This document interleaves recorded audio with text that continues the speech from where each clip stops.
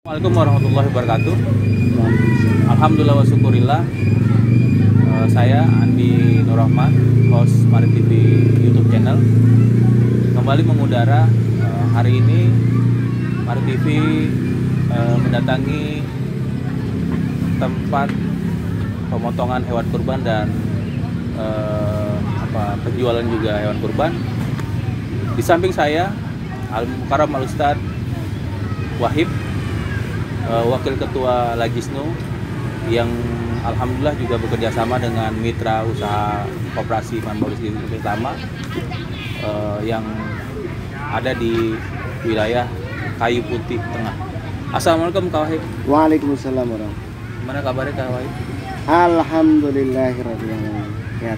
Alhamdulillah. Kak Wahib ini kita bicara, Kak Wahib ini angkatan Alumni Sidikiyah 93. Angkatan 93. Alhamdulillah, alumni Sidikiyah sudah ada yang berkiprah di Lajisnu. Beliau ada wakil ketua di Lajisnu. Nah, untuk penyembelihan dan pemotongan hewan kurban ini berapa dari Lajisnu nih, Kak Wahib, yang di Ya.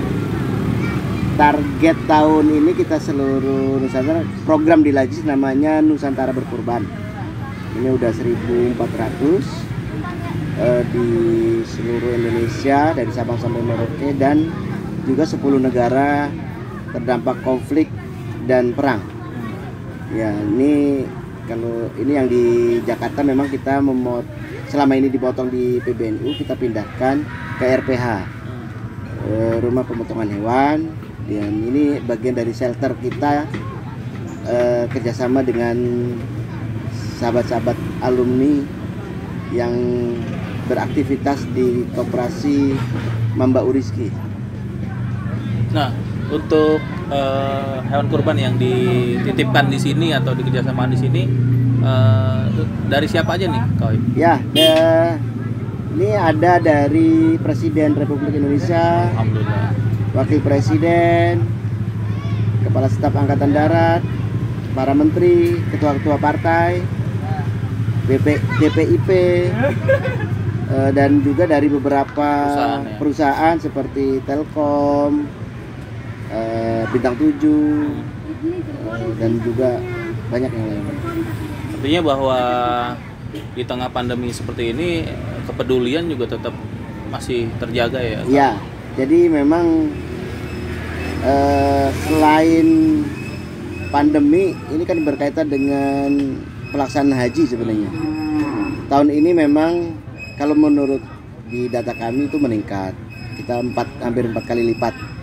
Itu mungkin diantaranya ke orang yang dananya selama ini pengen berhaji segala macam, ini bisa kepeduliannya melalui berkurban. Ini juga. Artinya 4 kali lipat itu orang yang melaksanakan hewan kurban? Kalau target memang dari BNU sebelumnya itu perolehan di angka 400, kita lipatkan di tahun ini 4 kali lipat. Dan ini target tercapai. Dan alhamdulillah tercapai. Artinya tahun ini banyak juga meskipun pandemi dan mungkin karena ibadah hajinya diundur karena pandemi, juga orang yang tadinya mau berangkat haji segala macam. Dan juga ada bantuan dari Badan Pengelolaan Keuangan Haji kita ini, ada 55 sapi. Itu memang program dari pengelolaan dana haji, dana abadi umat. Nah, artinya bahwa di tengah pandemi juga kepedulian tetap terjaga sehingga ibadahnya pun tidak lepas dari hadirat Allah Subhanahu Wa Taala gitu ya. Ya betul. Jadi tetap peduli. Dan ini juga tambahkan bahwa dari Mandiri juga kita ada 20 sapi. Yang tadi belum kita sebut dari Mandiri, dan Badan Pengelolaan Keuangan Haji 55 di antaranya. Dan itu disalurkannya ke mana aja? Ya, tadi salurkan dari Sabang sampai Merauke. Jadi seluruh Indonesia. Dan pondok pesantren masing-masing. Dan pondok-pondok pesantren di luar Jakarta kita kirim, dan ada juga yang kita transfer. Yang sistem menggunakan online kita transfer.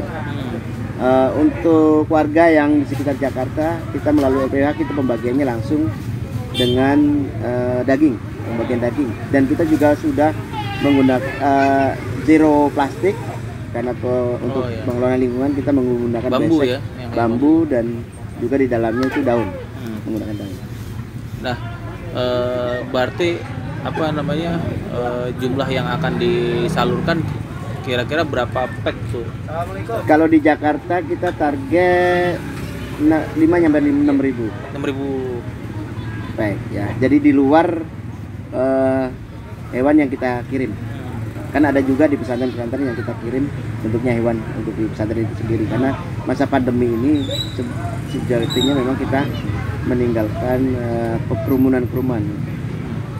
Ini kepada teman-teman alumni Asidikia mungkin bisa bekerja sama dengan Lajisnu untuk pemotongan hewan kurban atau ya. Jadi untuk ini kita sudah kerjasama ini dengan 3 RPH, 2 diantaranya adalah alumni Asidikia. Jadi termasuk dari beberapa hewan kurbannya kita mengambil dari bekerja sama dengan koperasi tadi. Mereka mengambil dari para petani yang ada di Jawa. Ya, sahabat-sahabat alumni dan semuanya, yuk kepedulian kita tingkatkan dan tetap mencintai alma mater dimanapun dan kapanpun kita berada. Ta'zim kepada guru dan kiai itu harus selalu kita jaga. Nah itu apalagi ini ada ketua umum Ikhlas. Salam yang belum tergabung dengan Ikhlas dan belum menjadi anggota koperasi secepatnya. Subscribe Mari TV agar kita juga nanti bisa membuka peluang dan banyak donasi yang masuk ke, kalau subscribe-nya banyak kan kita untung. Itu juga ukuran seberapa banyak sih alumni yang melihat Mari TV.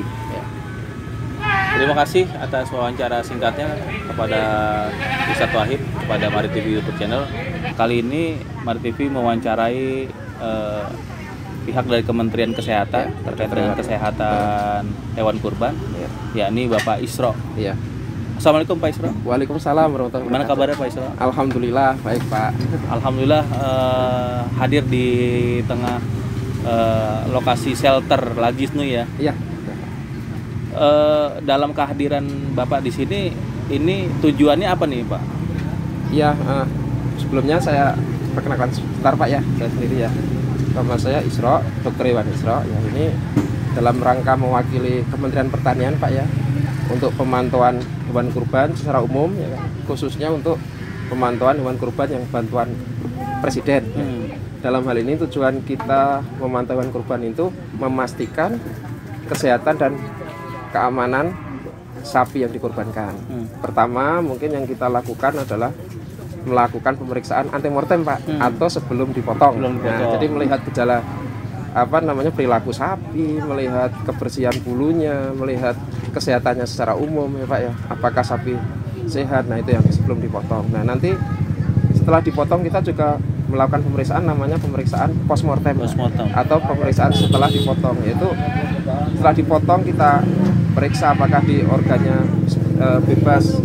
Yang penting kita adalah bebas terutama penyakit-penyakit yang sering kita temukan Pak ya di hewan kurban seperti cacing hati, kita pastikan harus bebas, terus juga penyakit-penyakit bakterial atau penyakit virus lainnya, sehingga nanti setelah dibungkus dan dibagikan kepada masyarakat yang memang berhak, cukup aman dikonsumsi dan halalan thayyiban. Itu Pak intinya itu. Dalam pemeriksaan ini kan kondisinya pandemi nih Pak. Ya. Dalam pemeriksaan ini akan semakin detail ya Pak. Ya, akan semakin detail. Dengan kondisi pandemi ini kita akan semakin detail dan lebih teliti Pak. Karena ini memang tugas kita saya sendiri sebagai tim kesehatan hewan adalah memastikan produk atau sapi itu sehat dan daging yang yang daging yang dihasilkan juga sehat sehingga aman dikonsumsi Pak. Jadi setelah memastikan masyarakat aman di masa pandemi ini bisa juga ikut menikmati hewan kurban dengan aman, layak dan halalan thayyiban. Nah, ini yang sapi yang keberapa yang sudah diperiksa atau Bapak? Kalau yang untuk korban ini tempat yang pertama Pak. Pertama, ya? Yang pertama, nah, rencananya pertama karena kami juga ada beberapa tim Pak di daerah lain. Kebetulan untuk saya selain di sapi yang di PBNU nanti insya Allah mungkin besok juga yang di PP Muhammadiyah juga kita periksa. Nah, jadi kita dapat tugas dua lokasi. Nah, sepanjang Bapak mungkin sebagai dokter hewan kurban ya, ini kan mungkin udah bertahun-tahun ya Pak ya? Iya, bertahun-tahun. Iya benar. Gitu. Nah, kira-kira hal apa sih Pak yang paling untuk bisa dicermati kepada seluruh para mudahi atau yang akan yang memberikan hewan kurban itu Pak? Tipsnya apa gitu ya? Oh, tipsnya untuk memilih hewan kurban yang layak menurut dokter hewan gitu. Iya, secara umum sudah kita ketahui Pak ya. Artinya korban yang kita pilih pertama harus sesuai syariat, kedua harus sesuai secara kesehatan, ya kan. Ya seperti sesuai syariat ya sudah cukup umur, ya kan. Tidak cacat, ya kan Pak ya. Tidak berpenyakit. Nah, secara kesehatan ya tidak berpenyakit. Artinya tidak penyakit itu hewan itu secara fisik mata kita kelihatan lincah, gesit, ya kan. Terus makannya bagus, ya kan? Badannya bagus, tidak ada kelihatan seperti gejala cacingan gitu Pak ya. Itu yang dipilih secara umum untuk yang korban tip untuk memilih hewan korban yang baik memang secara umum seperti itu Pak. Jadi baik secara syariat memang harus kita penuhi ya kan, maupun secara kesehatan. Jadi kepada teman-teman alumni Asdikia atau para santri Asdikia bahwa untuk mendapatkan hewan kurban yang diserahkan oleh presiden memang ada tahapan yang diperiksa oleh dari dokter hewan Kementerian Pertanian ya. Oh ya benar Pak, ini satu lagi Pak ya. Ini kita memang sudah meriksa ini cukup panjang Pak. Cukup panjang. Jadi sekitar 1 sampai 2 bulan sebelumnya untuk memilih sapi ini terutama banpres ini kita ambil sampel Pak. Di lapangan tim dari kita dari Balai Veteriner Subang Kementerian Pertanian ini kita mengambil sampel di lapangan yang berupa sampelnya adalah feses atau kotorannya ya kan, untuk memeriksa ada tidaknya cacing hati. Nah, itu yang sering ada kita temukan di laboratorium kita Pak di Balai Veteriner Subang. Terus yang kedua itu kita ambil preparat ulas darah Pak untuk memastikan identifikasi ada tidaknya parasit darah di itu. Terus juga kita mengambil darah dan serum darah untuk memastikan bebas dari penyakit bakterial lainnya Pak. Itu udah panjang dan sudah beberapa yang tadinya ada sekitar ya 30 ekoran dan kita terpilih beberapa ekor dan yang memang sudah insya Allah kita periksa di laboratorium sudah bebas atau tidak ditemukan adanya penyakit. Jadi udah kita periksa. Sebagian saya sendiri yang meriksa Pak di laboratorium. Jadi tahapannya untuk terpilih sebagai saksi yang bisa dikurbankan dari banpres itu luar biasa, tahapannya panjang ya. Panjang Pak. Panjang. Dan ini bukti bahwa ya Islam mengajarkan higienis ya kan. Ya, betul. Mengajarkan bagaimana hewan yang akan dimakan oleh manusia ya kan, atau para yang diberikan hewan kurban ini sangat halalan thayyiban. Sangat halalan thayyiban, ya betul Pak. Terima kasih Pak Isro atas kesediaan untuk diwawancarai. Lagi-lagi pada seluruh alumni, inilah bukti bahwa kita harus saling bekerja sama. Pentingnya untuk bisa menjaga kesehatan, apalagi di saat pandemi seperti saat ini. Pentingnya menjaga protokol kesehatan. Betul. Terima kasih. Wassalamualaikum warahmatullahi wabarakatuh. Waalaikumsalam warahmatullahi wabarakatuh.